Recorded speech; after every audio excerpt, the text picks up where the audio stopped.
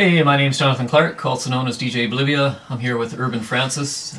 We are talking in this video about the drums track within our overall project. The project's called Hijack, and it's a techno track that we produced in Ableton Live. If this is the first video in the series that you're looking at, you probably will want to go back to the overall Hijack summary video, just so you've got a better idea of what this is all about and how it's all organized as an overall whole. But this video is specifically going to focus on the drums track, what parts are there, how we put it together, the processing of the drums only. I'll let Francis take it away. Okay. All the samples in this drum track were downloaded from Splice. We've got 8 groups. We've got a main drums 1, main drums 2, percussion 2, percussion tom. We got a hats group. We got a background percussion sound that gives it a texture, and then percussion 1 and percussion 2. Those are at the end of each segment, and they kind of like a fill or a turnaround. I'm gonna grab. In the drums. I'm gonna go to the main part where all the drums are playing. As you look at the overall project, there's parts in the project where only one drum is playing, and there's parts in the project where all 8 are playing. I'm going to play through a sample. In part B and part C, there's areas where almost everything is playing together. So I'm going to kind of go into that area and explain what each drum group is doing. So I guess you can press spacebar to start playing it. I have it looped. If you have these all highlighted and you click on the arrow, they'll all open at once. So now I have all my drums opened. In the main drums 1, this is kind of where we're getting the solid kick. Actually, they're still all highlighted, so I have to click on that and then double solo. So now you can just hear the kick playing, or the loop that we're using for the kick. And if you look down here, we have an EQ8, and this EQ8 is modified just for this actual sound. And we have a little boost in the sub, and it's at 44, and that's the 3 note there. And it's a 3 boost, and then I'm pretty sure we have a dip at 220, and that dip at 220 is to help another drum. It's probably a snare sound to come through. And I did a little boost at 1 because I could hear it's kind of a little bit of sound of the kick coming through, so it kind of gives it a bit more of a smack. That can occur in different parts on the actual frequency range. And then in this track, and in techno tracks, I find that the hat or the ride is really prominent. So in all the drum tracks, I did little dips where the hat where I had the hat boosted, where it's coming through. So you can hear this is just that kick playing. Then I'm going to add drums 2, and I'm not sure if they go shifts. No. Okay. Well, so it's controlled. So that's when you use control On a PC. and you hold it down, you can actually, now I'm going to be soloing 2 tracks at once, and it'll only solo 2 tracks. So main drums 2, I'll solo that right now by itself, and that's kind of where we're getting more of a snare sound. And I did, as you can see up there, I did do a little bit of a pan, and that's just to kind of separate the sound a little bit from our main drum sound, which is dead center. And the EQs on the EQ here, I do have a cut there, and the reason why I put that cut at 250, it actually helped open up the sound and made it sound less muddy. And then the 4, I have a boost, and that's to help the actual snare sound come through. So if I solo on if I click on the blue headphones there, I can solo just on that snare sound. So that's what I'm trying to accentuate. And then Command Z or Control Z will undo. And in this part, there is a kick, but I didn't want it to kind of interfere with our other kick, which is more of a sub. So I did do a little dip in the low frequencies. And in the subs, I did do a little cut at 50. So you can still you can still hear the kick coming through, and it kind of helps layer it with the kick that we already have. And all these percussions are tuned to the same key of A, so they all sound pretty good together. And I guess that sounds good together. And I guess the next sound. Can I interrupt for a second? Yeah. Just a question for you, or a pointer. When you were clicking on these quickly, you saw that blue flash. That was to set the parameters to the different nodes as you're going through and explaining things. But I think people should understand too, if you hold down the node, you can solo it and get the... See what I mean? Yeah. You get the blue waveform. Anyway, just cool. just a tip for producers out there. Okay, and like and on the drums too. I mean, the dips that I have there again are for the hi-hat, and now I'm gonna go to that hi-hat, and this is like the sound that I want to really cut through the mix. It's control, yeah, and now you can now you can really hear that hi-hat pumping through. And then I'll go to this group itself, and then you can see on the EQ8 I did a boost. I was looking for sweet spots, and I did a boost to 11.1, and then I just had that at first, but I didn't find that the hats was kind of getting drowned out. So I actually did another boost at 2, and that boost is more into the body, and that really helped it come through.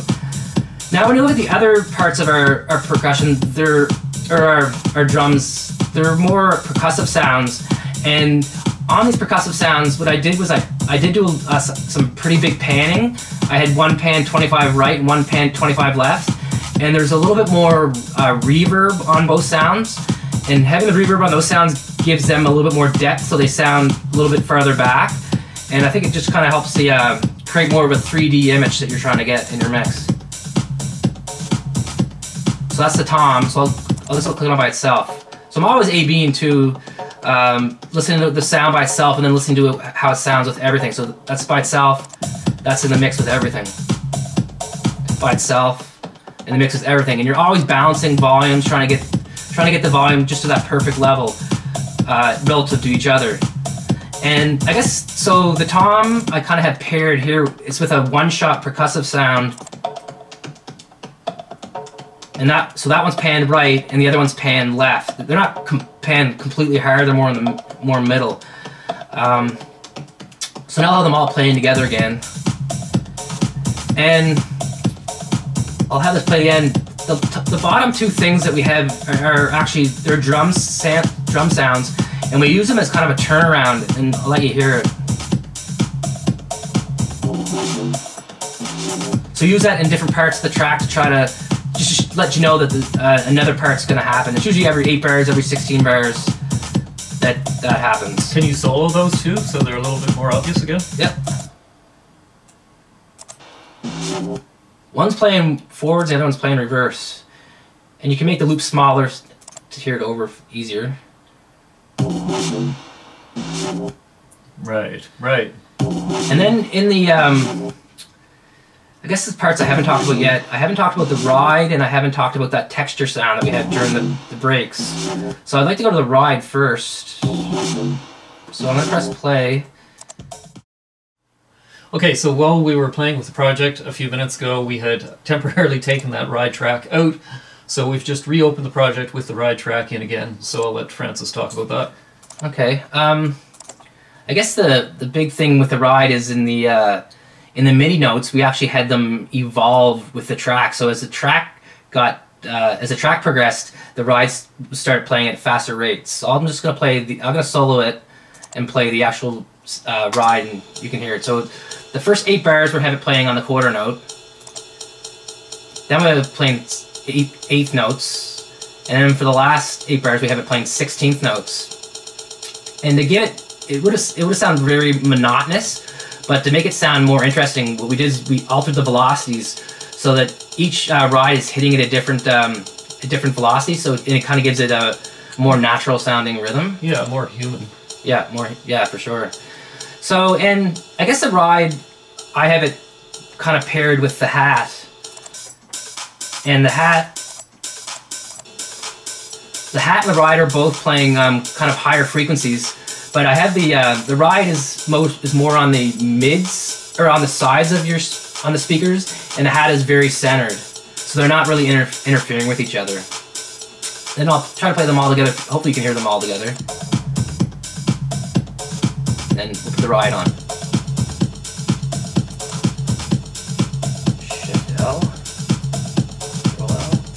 So now I have it looped just on the last 8 bars. So that's everything played at once, except we have one other sound that we probably could have put in the effects, but it was a percussive sound, and it's kind of it's more of a texture.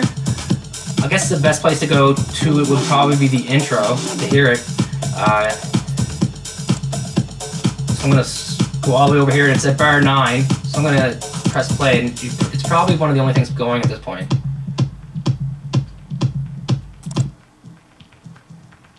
It's very reverby. And it's pretty faint. It's pretty hard to hear in this YouTube video. Mm-hmm.